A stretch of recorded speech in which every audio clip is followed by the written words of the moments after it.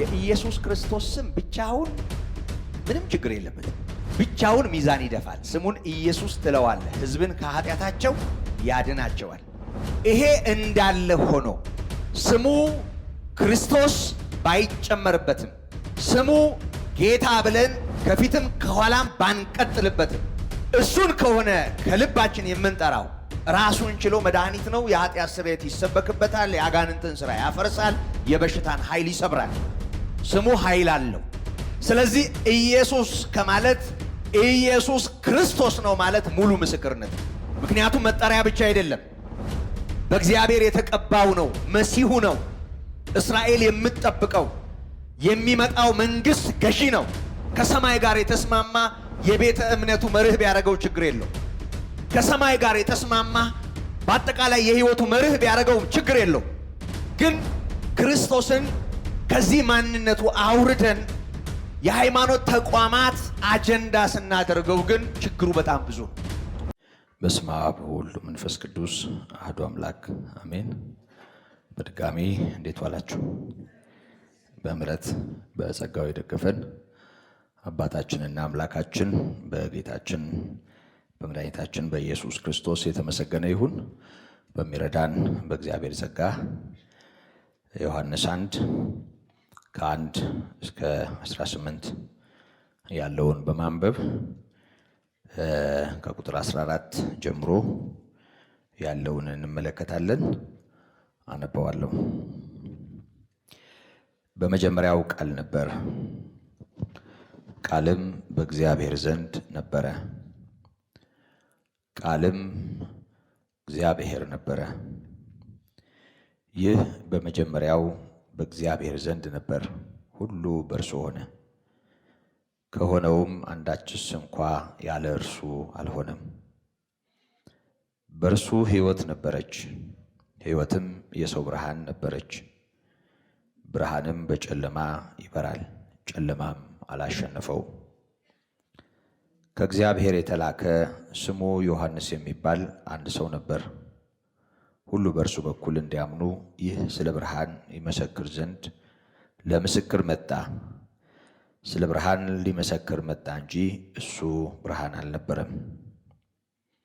ለሰው ሁሉ የሚያበራው እውነተኛው ብርሃን ወደ ዓለም ይመጣ ነበር። በዓለም ነበረ፣ ዓለሙም በእርሱ ሆነ፣ ዓለሙም አላወቀውም። የእርሱ ወደ ሆነው መጣ፣ የገዛ ወገኖቹም አልተቀበሉትም። ለተቀበሉት ሁሉ ግን በስሙ ለሚያምኑት ለእነርሱ የእግዚአብሔር ልጆች የሆኑ ዘንድ ሥልጣንን ሰጣቸው። እነርሱም ከእግዚአብሔር ተወለዱ እንጂ ከደም ወይም ከሥጋ ፈቃድ ወይም ከወንድ ፈቃድ አልተወለዱም። ቃልም ሥጋ ሆነ፣ ጸጋንና እውነትን ተመልቶ በእኛ አደረ። አንድ ልጅም በአባቱ ዘንድ እንዳለው ክብር የሆነውን ክብሩን አየን። ዮሐንስ ስለ እርሱ መሰከረ፣ እንዲህም ብሎ ጮኸ፣ ከኔ በኋላ የሚመጣው እርሱ ከኔ በፊት ነበርና ከኔ ይልቅ የከበረ ሆኗል። ስለ እርሱ ያልሁት ይህ ነበር። እኛ ሁላችን ከሙላቱ ተቀብለን በጸጋ ላይ ጸጋ ተሰጥቶናልና። ሕግ በሙሴ ተሰጥቶ ነበር፣ ጸጋና እውነት ግን በኢየሱስ ክርስቶስ ሆነ። መቼም ቢሆን እግዚአብሔርን ያየው አንድስ እንኳ የለም። በአባቱ እቅፍ ያለ አንድ ልጁ እርሱ ተረከው። ቅዱስ አባታችን እግዚአብሔር የሕይወታችን ጌታ በሰማያት የምትኖር ደግሞም ከእኛ ጋር ያለ ሁሌም የምታስተምር ሁሌም የምትመክር ሁሌም በጸጋ ወደ ማስተዋል ብልጽግና የምታሳድግ ሕይወታችን አባታችንና አምላካችን ሆይ እናመሰግናለን። ዛሬም እንዳስለመድከን አስተምረን፣ የቃልህን ደጆች በመክፈት እንድናይህ ጌታ ሆይ እንድንማርህ፣ ደስ ብሎን እንድናመልክህ እንድናከብርህ ማስተዋልን ስጠን። መጻሕፍትን እንዲያስተውሉ አእምሮአቸውን ከፈተላቸው ተብሎ እንደተጻፈ የተጻፈውን እንድንረዳ ደግሞም አንተን እንድናውቅ የቃልህ ፍቺ ይብራልን፣ የቃልህም ደጅ ይከፈትልን። አንተን በቃልህ በኩል እንወቅህ፣ ጸጋህ ይብዛልን።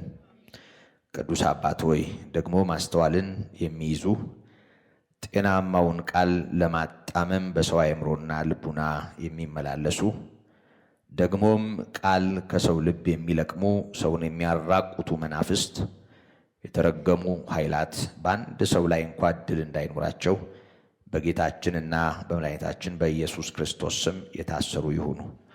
እግዚአብሔር ሆይ አስተምረን፣ ጸጋህን አብዛልን። በነገር ሁሉ አንተ እርዳን። ክብርም ምስጋናም ውዳሴም አምልኮም ያንተ ነው።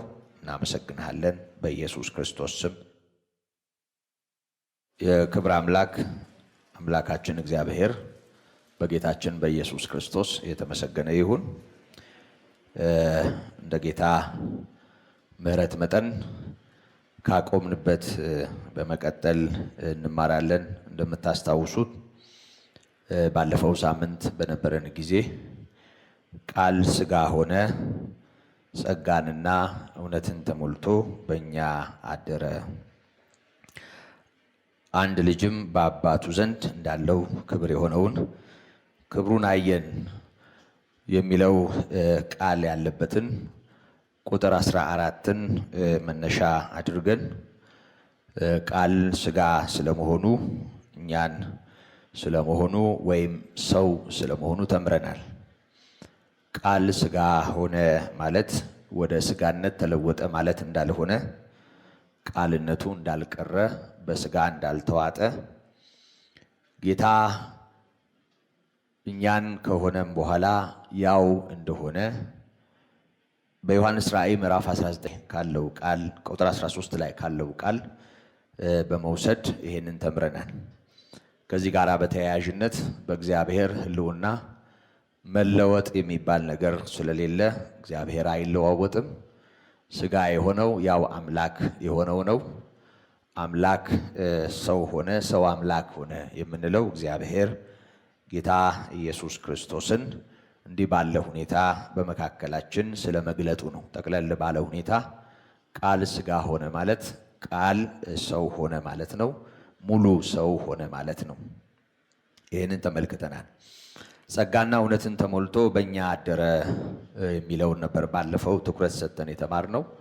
ያም ደግሞ በዘመነ ብሉይ በመካከላችሁ እንዳድር መቅደስን ስሩልኝ ያለ፣ አሁን በመካከላችን ለማደሩ አንድ ልጁን ወደዚህ ዓለም የላከ በጌታችን በመድኃኒታችን በኢየሱስ ክርስቶስ ከእኛ ጋር ኅብረት ያደረገ፣ ያም ደግሞ እንዲሁ በመካከላችን በመገኘት ከኛ እንዳንዱ ሆኖ በመቆጠር ብቻም ሳይሆን በእኛ በመኖርና ከኛ ጋራ በደላችንን በማራቅ ፍጹም አንድ በመሆን የተከናወነ መሆኑን፣ ይሄም ደግሞ በግልም ሕይወት ይሁን በቤተ ክርስቲያን የሚኖረውን መልክ ተመልክተናል እና ጸጋ የሞላብሽ ወይ ደስ ይበለሽ የሚለው በሉቃስ 1 ቁጥር 28 ላይ ያለው ቅዱስ ገብርኤል ለድንግል ማርያም ባበሰረበት ጊዜ የተናገረው ቃል ጸጋና እውነትን ተሞልቶ ወደ እኛ መምጣቱን የሚያረጋግጥ ነው። ስለዚህ ጸጋ ማለት ምሕረት ለማይገባው ወይም ደግሞ ኃጢአተኛ ለሆነ ያልተገባውን ግን የሰጪውን ልግስና የሚያሳይ የእግዚአብሔርን ምሕረትና ቸርነት የሚያሳይ ቃል መሆኑን ተመልክተናል። ጸጋን እውነትን ተሞልቶ በእኛ አደረ። በተለይ ጸጋ የሚለውን ቃል ቁጥር 16ም ላይ በተደጋጋሚ ስለምናየው ነው ብዙ ትኩረት ሳላደርግ ከቤተ ክርስቲያንና ጌታ ከኛ ጋራ ከመኖሩ ጋራ የተያያዘውን በማስታወስ ያለፍኩት ስለምንመጣበት ይሄን አንቀጽ ሳንጨርስ ማለት ነው። ከዚህ ጋር በተያያዥነት አሁንም ቁጥር 14 ላይ ጸጋና እውነትን ተሞልቶ በእኛ አደረ የተባለለትን ጌታችን ኢየሱስ ክርስቶስን አንድ ልጅም በአባቱ ዘንድ እንዳለው የሆነውን ክብሩን አየን ይላል። ይህን ቃል ትኩረት እናደርግበታለን። ለእኛ አጋጣሚ ነው፣ ለእግዚአብሔር ግን አጋጣሚ እንዳልሆነ አስባለሁ። በማለዳ የተካፈልነው ቃል ለዚህ ቃል ማብራሪያ ይሆናል። እንደሚታወቀው ጌታችን መድኃኒታችን ኢየሱስ ክርስቶስ በስጋ የተገለጠ አምላክ ነው። በስጋ የተገለጠ አምላክ ነው ማለት የሕያው እግዚአብሔር ልጅ ነው።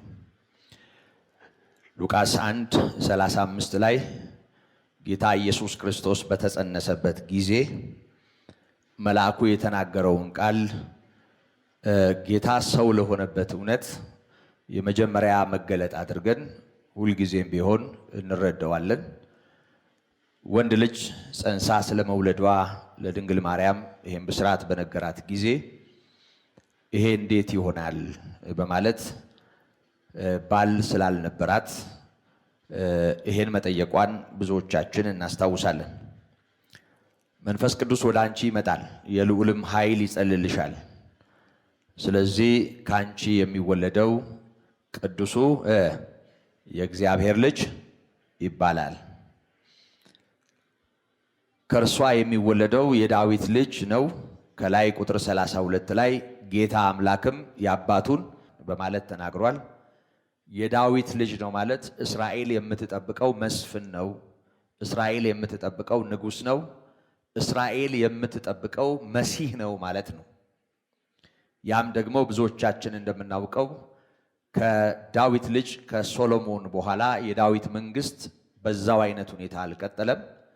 ያም እንዲሁ በሰሎሞን ድካም ምክንያት የሆነ ብቻም ሳይሆን እግዚአብሔር የዳዊት ልጅ የሆነውን የእኛን ዳዊት የናዝሬቱ ኢየሱስን በዛው ስርወ መንግስት ላይ ለማስቀጠሉ የሚሆን ሁኔታን አመቻችቶ በእንዲህ አይነት ሁኔታ የዳዊትን መንግስት ከዳዊት ልጅ ከሶሎሞን ከዛ በኋላ ከሮብዓም በኋላ ዛጋ እንደገታውና እንዳቆመው እናውቃለን። ያንን የዳዊትን መንግስት የሚያስቀጥል የዳዊት ልጅ የእግዚአብሔር ልጅ ኢየሱስ ነው። ስለ እርሱ ተደጋግሞ ትንቢት ተነግሯል። የሆነ ሆኖ ጌታ አምላክም የዳዊትን ዙፋን የአባቱን የዳዊትን ዙፋን ይሰጠዋል የሚለው ንግግር ይሄንን የዳዊት መንግስት የሚያስቀጥል መሲህ መሆኑን ክርስቶስ መሆኑን መናገሩ ነው። የዳዊት ልጅ ነው ማለት ክርስቶስ ነው ማለት ነው። በተደጋጋሚ እንደምናነሳው ሁላችንም ልናስተውለው የሚገባው ነገር በእስራኤል አውያን መካከል ኢየሱስ ብላችሁ ብትጠሩ ብዙ አይከብዳቸውም። ታውቃላችሁ አይደል? ኢየሱስ ማለት ኢያሱ እንደማለት፣ አሰግድ እንደማለት፣ ኤርሚያስ እንደማለት፣ ብርሃኑ እንደማለት ወይም አበበ እንደማለት ነው ለነሱ። ምን ማለት ነው? በሌላ ቋንቋ መጠሪያ ነው። ወላጆች ደስ የሚላቸውን ስም ለልጆቻቸው አውጥተው ያው ስም አይከፈልበትም አይደል? የፈለከውን ስም ብታወጣ የሚከለክል ሕግ አለ? የለም እስካሁን ድረስ። ስለዚህ ምርጥ ነው የሚሉትን ሰዎች እጣም አውጥተው ስም ፈልገው ትርጉም ፈልገው ወይ ምኞታቸውን ወይ አምልኳቸውን ወይ ተስፋቸውን ወይ ቁጭታቸውን ወይ ስሜታቸውን አሸክመው ስም ያወጣሉ። እውነት አይደለም? እና ስም ሲያወጡ የሚከለክል ሕግ የለም። ለስም አይከፈልም። ስለማይከፈል ማንም ሰው የፈለገውን ስም ለልጁ ሊያወጣ ይችላል። ስለዚህ ሁላችንም ስም አለን እና ጌታ ኢየሱስም ስም አለው እና ከዚህ የተነሳ ኢየሱስን ኢየሱስ ብሎ መጥራት በአይሁድ መካከል ምንም ችግር የለው። ኢያሱ ማለት ነው፣ ኤርሚያስ ማለት ነው፣ ኢሳይያስ ማለት ነው፣ ሆሴ ማለት ነው፣ ወይ ዳንኤል ማለት ነው። በቃ ስም ብቻ ነው ማለት ነው። ግን ኢየሱስን ክርስቶስ ማለት ለነሱ ህመም ነው። ኢየሱስን ክርስቶስ ማለት ኢየሱስ የአይሁድ ንጉሥ ነው፣ የዳዊት ልጅ ነው ብሎ መናገር ነው። ይሄ ያማቸዋል። በጣም የሚገርመው ነገር ጌታ ኢየሱስ ክርስቶስን በሰቀሉበት ዕለት መስቀሉ ራስ ላይ ወይም ራስጌ ላይ ኢየሱስ ናዝራዊ ንጉሠ አይሁድ ብሎ እንዲጻፍ ጲላጦስ አዘዘ እና ከሰቀሉትና ከገደሉት በኋላ እንኳ ራስጌ ላይ ያለውን ጽሑፍ ሲያዩ ተበሳጩ እና ቀጥታ ወደ ጲላጦስ መጥተው መቼም ነገር ስለሚገባቸው እሱ ራሱ ንጉሥ ነኝ እንዳለ ብለህ አስተካክለው አሉት። እሱ የጻፈው ምን ብሎ ነው? ኢናና የሚል ጽሑፍ ብዙ ጊዜ በአማርኛው ታፔላ ላይ ከራስጌው ላይ ኢናና የሚል በነጥብ የተጻፈ ጽሑፍ እናያለን። ኢየሱስ ናዝራዊ ንጉሠ አይሁድ ማለት ነው። እና የተጻፈው እሱ ነበር ከላይ እና በጣም አሟቸዋል። መግደላቸው ሳያንስ አረኩም፣ ደስ አላላቸው። መጥተው ይሄን ጽሑፍ ለውጥ አሉት እና የጻፍኩትን ጽፍ ያለው ብሎ ወደዛ ውስጥ መግባት አልፈለገም። ጲላጦስ ያንን ሐሳባቸውን ተወው እና ተገድሎ መስቀል ላይ ሆኖ ከወንበዴ ጋር እንኳ ተደርድሮ ኢየሱስ ናዝራዊ ንጉሠ አይሁድ የሚለው ቃል ረብሿቸዋል እና ኢየሱስን ክርስቶስ ነው ማለት፣ ኢየሱስን ጌታ ነው ማለት፣ ኢየሱስን የሕያው እግዚአብሔር ልጅ ነው ማለት በዛ ማህበረሰብ ውስጥ የስድብ ያህል ነው፣ እግዚአብሔርን የመሳደብ ያህል ነው።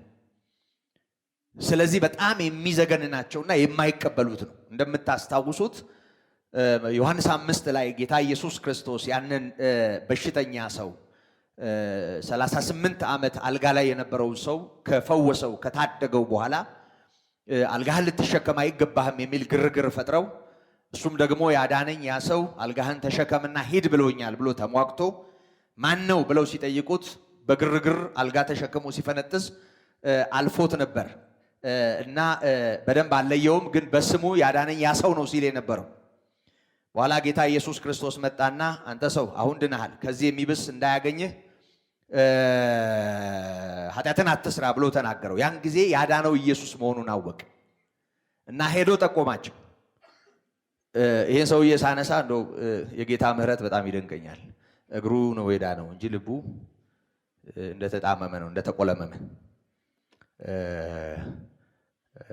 ሄዶ አሳበቀ፣ ሊያስገድለው ማለት ነው በሌላ ቋንቋ። ጌታ ስለሚያውቀው ነው ይሄንን የተናገረው። ድነሃል የባሰው እንዳይገጥምህ የሚለው የልቡን ስለሚያውቅ ነው። ለማንኛውም ርዕሴ ስላልሆነ ብዙ ጊዜ አልወስድበትም። ይህን ተከትሎ ሰዎቹ በአንድ ጉዳይ ድምዳሜ ላይ ደረሱ። ይህ ሰውዬ ኃጢአተኛ ነው አሉ። በጭራሽ ይህ ሰው ጻድቅ ሊሆን አይችልም፣ ከእግዚአብሔር ሊሆን አይችልም አሉ። ምክንያቱም በሰንበት ቀን ይሄን ሰውዬ አድኖታል። ሰንበትን ስለጣሰ የእግዚአብሔርን ትእዛዝ ነው የጣሰው፣ የሙሴን ሕግ ነው የጣሰው። የእግዚአብሔር ሰው ሊሆን አይችልም አሉ። የመጀመሪያው ነገራቸው። ሁለተኛው ይህንን ተከትሎ ስለ ሰንበት ሊሟገቱት ሲሞክሩ አባቴ እስከ ዛሬ ይሰራል እኔም እሰራለሁ በማለት መናገሩን ሰሙ። ሁለተኛ ትልቅ የሚያሰኝ ነገር አደመጡ ማለት ነው። ሰንበትን ስለሻረ ኃጢአተኛ ሲሉት እግዚአብሔርን አባቴ ነው ብሎ መናገሩ ደግሞ የበለጠ በጠበጣቸው። ይሄማ እግዚአብሔርን እየተሳደበ ነው አሉ።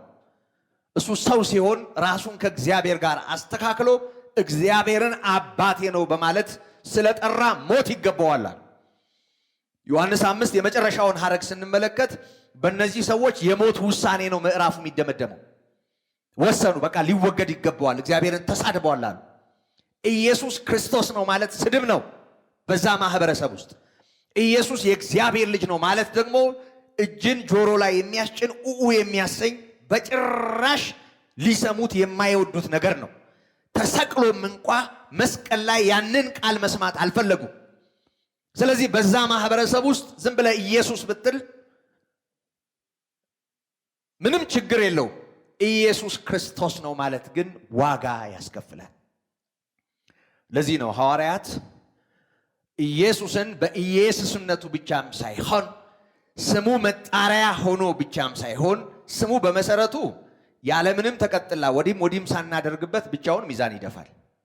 ይሄ አሁን ወደኛ ማንነት ስናመጣው ይሄን ገልብጠን ወደኛ ማንነት ስናመጣው ወደ ሀገራችን ማለት ነው ጌታችን መድኃኒታችን ኢየሱስ ክርስቶስ ጌታችን አምላካችን ኢየሱስ ክርስቶስ ጌታችን መድኃኒታችን አምላካችን ኢየሱስ ክርስቶስ እሱ ካልተባለ እንዳዋረድ ነው ሰዎች ያስባሉ አይደል? ዝም ብላችሁ እንደ ቆሎ ጓደኛ ዝንጥል እያደረጋችሁት ለባልዲ እንኳን ማንጠልጠያ ያለው ይላሉ። ልክ ነው። ለባልዲ ማንጠልጠያ ያለው ኢየሱስ ባልዲ አይደለም፣ ጌታ ነው። ልክ ነው። እኛ የምንከብረው ከፊትና ከኋላ ሲቀጠልልን ነው። እኛ ክብራችን እሱ ነው። ወይ ከፊት ወይ ከኋላ፣ ወይ ትምህርታችንን ወይ ክብራችንን የሆነ ነገራችን ቤተክርስቲያን አካባቢ ከሆነ ወይ መምህር ወይ ዲያቆን ወይ መጋቢ ከሌ ወይ ሊቀልቀ ምናምን ከሌ ወይ ብፁዕ ከሌ ወይ ብቻ ከፊት ከኋላ የሆነ ነገር ክብራችንን ይገልጠዋል። የኢየሱስ ክርስቶስ ስም ብቻውን ምንም ችግር የለበትም። ብቻውን ሚዛን ይደፋል። ስሙን ኢየሱስ ትለዋለህ፣ ሕዝብን ከኃጢአታቸው ያድናቸዋል። ይሄ እንዳለ ሆኖ ስሙ ክርስቶስ ባይጨመርበትም ስሙ ጌታ ብለን ከፊትም ከኋላም ባንቀጥልበትም እሱን ከሆነ ከልባችን የምንጠራው ራሱን ችሎ መድኃኒት ነው። የኃጢአት ስርየት ይሰበክበታል። የአጋንንትን ሥራ ያፈርሳል። የበሽታን ኃይል ይሰብራል። ስሙ ኃይል አለው። ስሙን ኢየሱስ ትለዋለህ፣ ሕዝብን ሁሉ ከኃጢአታቸው ያድናቸዋል። በስሙ ደህንነት አለ። የሆነ ሆኖ ግን እነርሱ ኢየሱስን እንደ ማንኛውም ሰው አድርገው አሳደው ያውም ወንጀለኛ አድርገው ከወንጀለኛ ጋር ደርድረው ሰቅለውታል። እግዚአብሔር ደግሞ ክርስቶስነቱን በትንሣኤ አረጋግጧል።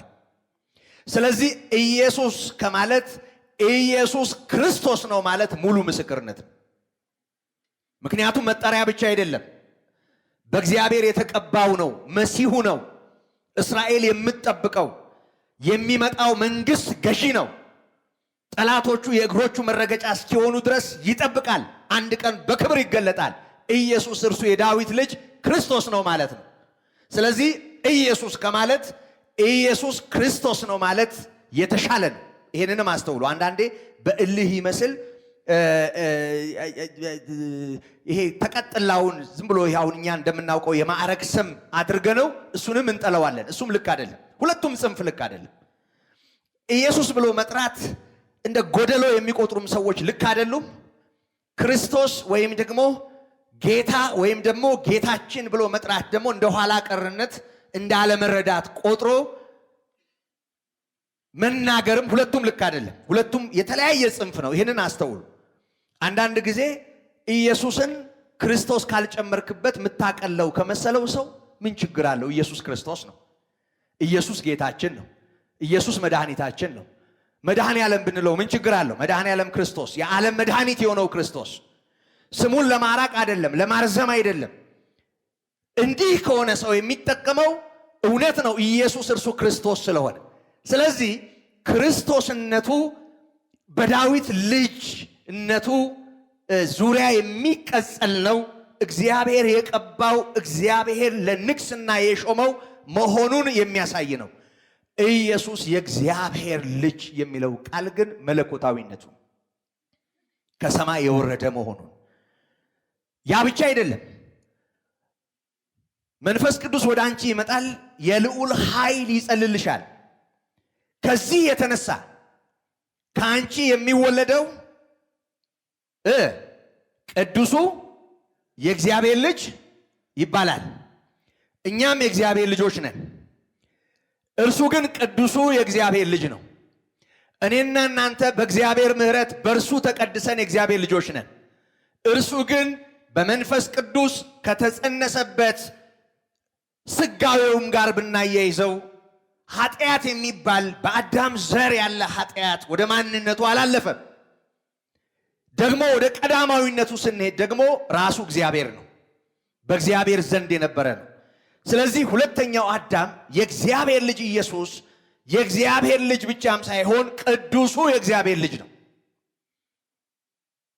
በመንፈስ ቅዱስ በጽድቅ ተጸንሶ ያለ ኃጢአት የተወለደ ነው። በባህሪው ኃጢአት የለበትም። በቃል በሥራ በሰው በእግዚአብሔር ፊት ቅዱስ ነው። የእግዚአብሔር ልጅ ነው።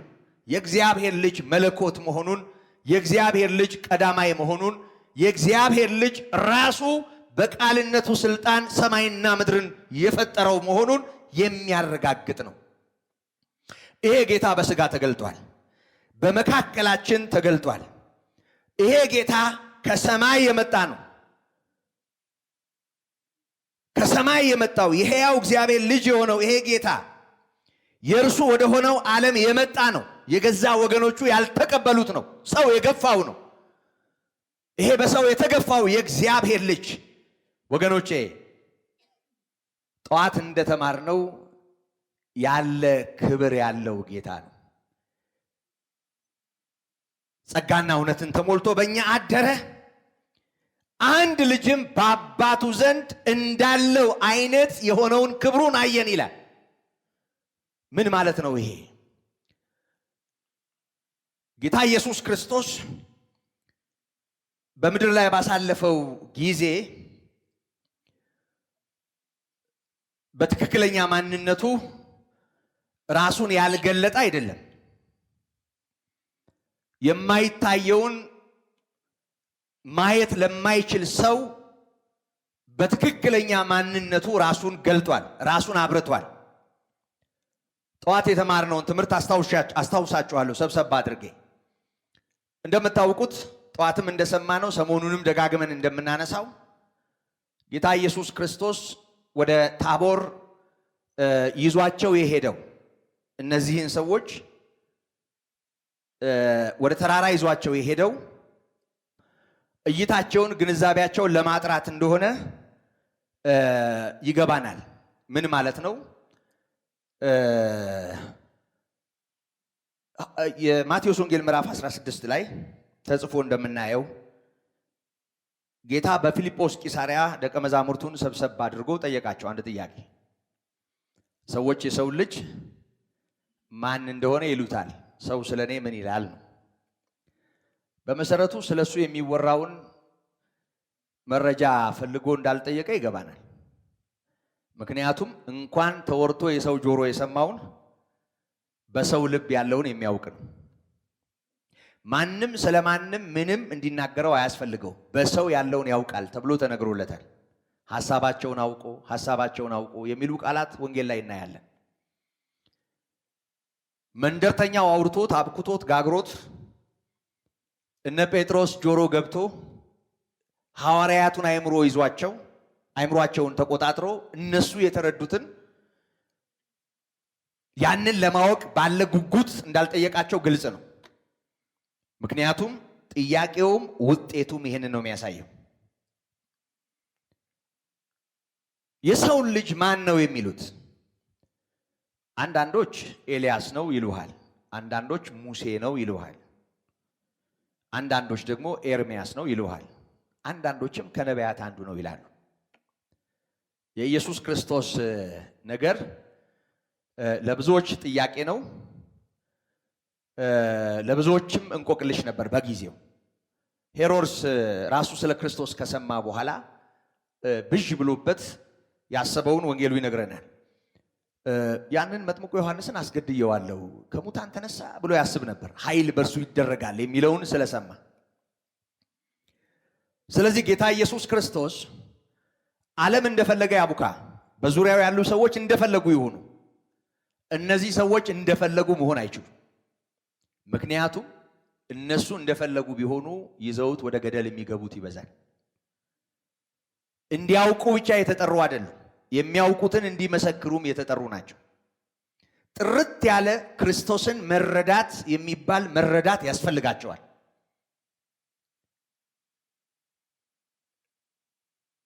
ባልገባው ባልተረዳው ግራ በተጋባ ማንነት ቢወጡ እውር እውርን ቢመራው ሁለቱም ወደ ገደል ተብሎ እንደተጻፈ በእርግጠኝነት ዓለምን ይዘው ወደ ጨለማ ይወርዳል። ምክንያቱም ይኸውላችሁ የሕይወት ብርሃን ክርስቶስ ነው። ክርስቶስ በትክክለኛ ማንነቱ ለሰው መብራት አለበት። ዝም ብሎ የተቆነጻጸለ ስለ ኢየሱስ ክርስቶስ መረጃ አይደለም።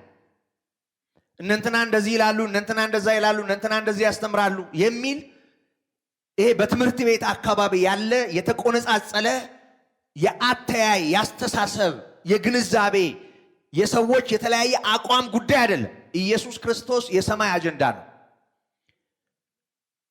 ከሰማይ ጋር የተስማማ የትምህርት ቤቱ አቋም ቢያደርገው ችግር የለው። ከሰማይ ጋር የተስማማ የቤተ እምነቱ መርህ ቢያደርገው ችግር የለው። ከሰማይ ጋር የተስማማ በአጠቃላይ የህይወቱ መርህ ቢያደርገው ችግር የለው። ግን ክርስቶስን ከዚህ ማንነቱ አውርደን የሃይማኖት ተቋማት አጀንዳ ስናደርገው ግን ችግሩ በጣም ብዙ ነው። ዛሬ ኢየሱስ የእግዚአብሔር ልጅ ህይወት ነው ከሚለው ባላነሰ ሁኔታ የየሃይማኖቱ ተቋማት ዶክትሪን ሆኖ ዶግማ ሆኖ ክርስቶስ ቤተክርስቲያንን እንጂ ቤተክርስቲያን ክርስቶስን ልታመጣ እንደማትችል ሰዎች ሳይረዱ ቀርተው በየቤተ እምነቱ መነጽር ክርስቶስ ይታያል። ስለዚህ ክርስቶስ የተለያየ ሆኗል በብዙ ሰዎች ህይወት። ይሄ በጣም አደገኛ ነው። ሰይጣን ብዙ ሰው በሱና በእግዚአብሔር መካከል ያለውን ነገር እያነጻጸረ ለህይወት እንዳይፈልገው አድርጎ የክርስቶስ ጉዳይ የሃይማኖት ተቋም ሆኖ እንዲሰማው አድርጎ ቃኝቶታል። ኢየሱስ ጌታ ነው የሚለውን ሰው አሜን ከማለት ይልቅ የት አንግል ላይ ቆሞ እንደሚጠራው ማወቅ ይሻለናል ይመስለኛል አይደል? እኔ ነግሬያችኋለሁ ከዚህ በፊት ድሮ ወንጌል እየገባኝ ክርስቶስን እንኳን እየሰበኩ ኢየሱስ የእግዚአብሔር ልጅ መሆኑ እየገባኝ መንገድ ላይ በኢየሱስም የሚል ሰው ካየው በደንብ አድርጌ አየዋለሁ። ሌላ ማጣሪያ እፈልጋለሁ። አንገቱ ላይ ክር ከሌለ ቅር ይለኛል።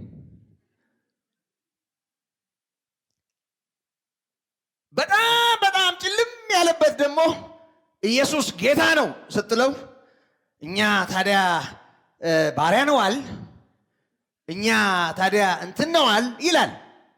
አውርዶ ለዛ ሰውዬ መልስ ከመስጠት ጋራ ነው የሚያገናኘው እንጂ ከራሱ ህይወት ጋር አያገናኘው። ጌታን መቀበል የሚለው ቋንቋ መጽሐፍ ቅዱሳዊ አይመስልም። አንዳንዴ ጌታን ያልተቃወመውንም ጭምር ጌታን ተቀበል ስለምንል እሱም ልክ ላይሆን ይችላል። አልተሰቀለም፣ አልሞተም፣ የእግዚአብሔር ልጅ አይደለም ያለውን ሰውዬ በኢየሱስ እመን ስትለው እንዴ እኔ አላምንም እንዴ ሊል ይችላል። ወደ ሌላ ጽንፍ ሊሄድ ይችላል። እሱም ልክ አይደለም። አንዳንዴ ግብዞች እንሆናለን፣ አናስተውልም። የሆነ ሆኖ ግን ጌታን ስለመቀበል ኤርፖርት ነው የምቀበለው፣ ባቡር ጣቢያ ነው፣ እዛ አውቶቡስ ተራ ነው ሰዎች ይላሉ። ምን ሆነ ማለት ነው? ኢየሱስ ጌታ ነው የሚል ከተገኘ ችሎ ካለው ለምን ሰይጣን አይለው? ኢየሱስ ጌታ ነው። ማንም ይበለው፣ ከማንም ይውጣ፣ ወይ ለህይወት ወይ ለፍርድ ኢየሱስ ይሰበካል። ጳውሎስ እንደተናገረው አንዳንዱ ለወገኔ ይጠቅማል በማለት በቅን ሐሳብ ሳይሆን በእስራቴ ላይ እስራት ለመጨመር ማን ነው ያስተማራችሁ ሲባሉ ጳውሎስ ለማለት እዛ ፊልጵስዩስ ላይ እንደተጻፈው ስሙን ይጠሩታል አለ። አንዳንዱ በቅን ሐሳብ ነው ኢየሱስ ያድናል ብሎ አምኖ ሰው እንዲድን ሰው ወደ ብርሃን እንዲመጣ ይሄን ያካፍላል። አንዳንዱ ደግሞ በቅን ሐሳብ ሳይሆን ለወገኔ ይጠቅማል ብሎ አስቦ ሳይሆን እንዲያው ዝም ብሎ ስሙን ይጠራዋል በጳውሎስ ላይ መከራ ለማምጣት ጭምር። ታዲያ ምን አለ ጳውሎስ የራሱን አቋም በግልጽ ነገረን። በማመካኘትም ሆነ በሌላ ክርስቶስ ይሰበካልና ደስ አለኛል። ትክክለኛው ነገር ክርስቶስ የገባው ስለ ክርስቶስ ያወቀ ትክክለኛው ነገሩ ይሄ ነው የሚሆነው። ማንም ይጥራው፣ ትክክለኛ ዶክትሪን የሌለውም ይጥራው፣ እዛ ሂሳብ ያወራርድ። ኢየሱስ ሲጠራ ደስ ሊልን ይገባል። ኢየሱስ የሚለው ስም መረበሽ ያለበት ዲያብሎስን ነው፣ የሰይጣንን መንግስት ነው ማነቃነቅ ያለበት። ሰው መረበሽ የለበትም። ሰው ማረፍ ነው ያለበት። ሰው መጽናናት ነው ያለበት። ኢየሱስ የዚህ አገልግሎት የሆኑ የእምነት ድርጅቶች የጴንጤዎች ወይም የተሐድሶዎች ወይም የካቶሊኮች ወይም የሆኑ ነገሮች መፈክር አይደለም። የሕያው እግዚአብሔር ልጅ ነው፣ ከሰማይ የመጣ መድኃኒት ነው። ሰው ኢየሱስ የሚለውን ሲሰማ ለሰው ልጅ እግዚአብሔር ያደረገውን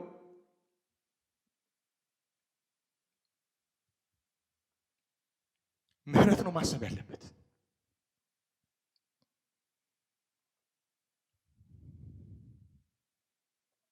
እግዚአብሔር ለሰው ያደረገው ምህረት እያንዳንዱ ጎስቋላ፣ እያንዳንዱ ኃጢአተኛ የጠጅ ቤት ወሬ፣ የለቅሶ ቤት ጫወታ፣ የመንደር መራገጫ ሊያደርገው አይገባም። ኢየሱስ ክርስቶስ መድኃኒት ነው። እያንዳንዱ ህመምተኛ በእርሱና በእግዚአብሔር መካከል ላለ ጉዳይ ሊያስበው የሚገባ ነው እግዚአብሔር ልጅ። ስለዚህ ደቀ መዛሙርት አንዳንዶች እንደዚህ ይላሉ፣ አንዳንዶች እንደዛ ይላሉ፣ አንዳንዶች እንደዛ ይላሉ በሚል ሐሳብ ረጅም ርቀት መጓዝ የለባቸው። እነሱን ነው ማቅናት የፈለገው። ያሉትን ካሉት በኋላ እናንተስ አላቸው። ጴጥሮስ ብዙ ስህተት ጥቂት መልካም ነገር የሚገኝበት ሰው ነው። ብዙዎቹ ሳይዘባርቁ እግዚአብሔር ረዳውና ተናገረ። ሙሉ መልስ። ብዙ ችግር ካለበት በጣም አሻጋሪ ችግር የሌለበት ነገር በእግዚአብሔር ጸጋ በእርሱ ማስተዋል አይደለም። ብዙ ነገሮቹን የሚሸፍን የሚገርም ነገር ወጣ። አንተ ክርስቶስ የሕያው እግዚአብሔር ልጅ ነህ። ጌታ ስጋና ደም ይሄን አልገለጠልህም አለ። እንደሚታወቀው ከዚህ በፊት ማቴዎስ 3 ላይ እንደተጻፈው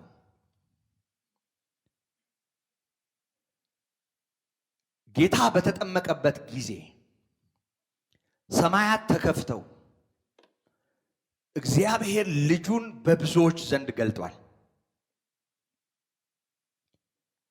ዮርዳኖስ ወንዝ ዳርቻ በብዙ ኃጢአተኞች መሃል ነው የገለጠው። ለንስሐ የተሰበሰቡ ከዮሐንስ ጋራ የቆሙ ለጥምቀት የተሰለፉ ሰዎች መሃል በእርሱ ደስ የሚለኝ የምወደው ልጄ የሚል ድምፅ አሰምቷል ከሰማያት።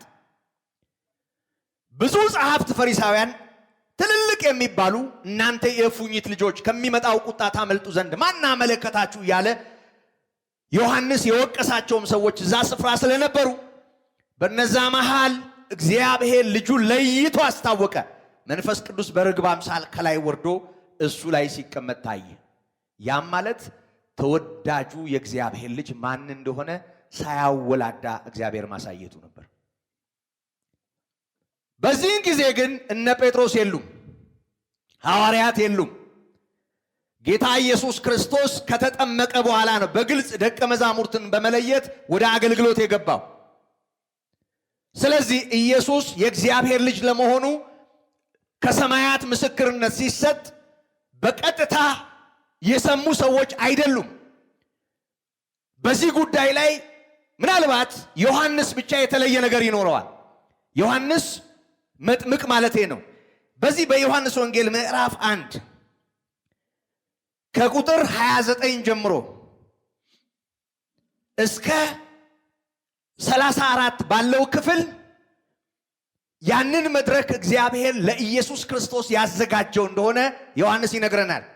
አነበዋለሁ።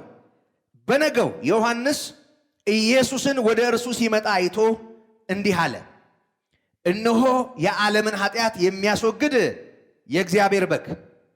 አንድ ሰው ከእኔ በኋላ ይመጣል፣ ከእኔም በፊት ነበረ፣ ከእኔም ይልቅ የከበረ ሆኗል ብዬ ስለ እርሱ ያልሁት ይህ ነው። ቁጥር 31 እኔም አላውቀውም ነበር ይላል። ምን ማለት ነው? እኔም አላውቀውም ነበር። ዮሐንስ እኮ ነው ይሄን እያለ ያለ። እኔም አላውቀውም ነበር ዮሐንስ ነው እያለ ያለው። ዮሐንስ መጥምቅ ገና በማህፀን ሆኖ በማህፀን ላለው የሰገደው ሰው፣ እናንተ የማታውቁት በመካከላችሁ ቆሟል ያለው ሰው፣ እነሆ የዓለምን ኃጢአት የሚያስወግድ የእግዚአብሔር በግ ብሎ ጣቱን ቀስሮ እንደ እግዚአብሔር በግ ያስተዋወቀውን ኢየሱስን አያውቀውም ነበር። ምን ማለት ነው? እኔ አላውቀውም ነበር ማለት የማያውቀውን ነው ሲሰብክ የነበረው? የማይገባውን ነው ሲናገር የነበረው? አዎ አላውቀውም ነበር ካለ አያውቀውም ነበር። የሚያውቀው የእግዚአብሔር በግ መሆኑን ነው። የሚያውቀው የዓለምን ኃጢአት የሚያስወግድ መሆኑን ነው። በማህፀንም እያለ እኛ በምናውቀው አይነት መጠን ሙሉ ዕውቀት ኖሮት ሳይሆን የሕያው እግዚአብሔር መንፈስ በማህፀን ያለውን ሽል ስላንቀሳቀሰ እድገቱን ያልጨረሰው ዮሐንስ በማህፀን ሲቦርቅ እናትየው ሆዷን ይዛ የጌታዬ እናት ወደ እኔ ትመጣ ዘንድ እንዴት ይሆንልኛል? የሰላምታሽን ድምፅ ጆሮዬ በሰማ ቅጽበት ጽንሱ በማህፀኔ በደስታ ዘሏልና በማለት ጽንሱ በማህፀን አገልግሎት መጀመሩን ይነግረናል። በዚህ ሁኔታ የጌታ እናት መሆኗን ድንግል ማርያም ኤልሳቤጥ እንድታውቅ ምክንያት የሆነው ዮሐንስ በመንፈስ ቅዱስ ነው ይሄንን ምስክርነት የሰጠው በማህፀን። ከዛ በኋላ ደግሞ እናንተ የማታውቁት በመካከላችሁ ቆሟል እያለ ይናገር ነበር። ከዛ ባሻገር ደግሞ የዓለምን ኃጢአት የሚያስወግድ የእግዚአብሔር በግ ብሎ ጣቱን ቀስሮ ያሳይ ነበር። በዚህ መጠን ያውቀዋል። ግን ይሄ በማህፀን እያለ ያስቦረቀው፣ ይሄ በብዙ ኃጢአተኞች መሃል የቆመው፣ ይሄ የዓለምን ኃጢአት ለማስወገድ እንደሚታረድ በግ ራሱን ዝቅ አድርጎ ለመስዋዕትነት የመጣው በትክክለኛና በሙሉ ማንነቱ ለዮሐንስ ግልጽ አልነበረም። የሥጋ ዝምድና አላቸው ኤልሳቤጥና ድንግል ማርያም። ወደ ዘመዷ ወደ ኤልሳቤጥ መሄዷን ይነግረናል መጽሐፉ። የዘመድ ልጅ የገሊላ አውራጃ ነዋሪ ናዝሬት ስላደገ የናዝሬቱ ኢየሱስ የነ ዮሳ ወንድም የነ ያዕቆብ ወንድም በዚህ መጠን ይታወቃል በአካባቢው። በሥጋ ዝምድናው አውቆት ሊሆን ይችላል። ግን የእግዚአብሔር መንፈስ እያናገረው የገባው አንድ ነገር አለ። የዓለምን ኃጢአት የሚያስወግድ የእግዚአብሔር በግ ነው። የተለየ ማንነት እንደነበረው ያንን የአገልግሎት ስፍራ ጭምር ለእርሱ እግዚአብሔር እንዳዘጋጀ ዮሐንስ ገብቶታል።